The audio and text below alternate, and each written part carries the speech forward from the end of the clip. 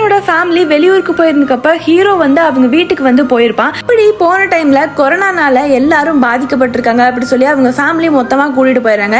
Hero இப்ப அந்த வீட்லயே தனியா இருக்க வேண்டிய சிச்சுவேஷன் ஏற்படுது. நிறைய நாள் குளிக்காம ஹீரோயினோட கிராப் டாப் எல்லாம் எடுத்து போட்டுட்டு அங்க இருந்துட்டு இருக்கான். என்னடா வாழ்க்கை இது அப்படி சொல்லி ஹீரோ வெறுத்து போற நேரத்துல ஃபுட்டும் முடிஞ்சு போயிடுது. அதுக்கப்புறம் வேற வழியே இல்லாம அவனோட ஃப்ரெண்டுக்கு கூப்பிட்டு எப்படியாச்சும் கஷ்டப்பட்டு ஃபுட்டை கொண்டு வந்து கொடுத்துரு அப்படி சொல்லியிருப்பான். அதனால அவனும் வந்து ஹெல்ப் பண்ணிட்டு போயிருப்பான்.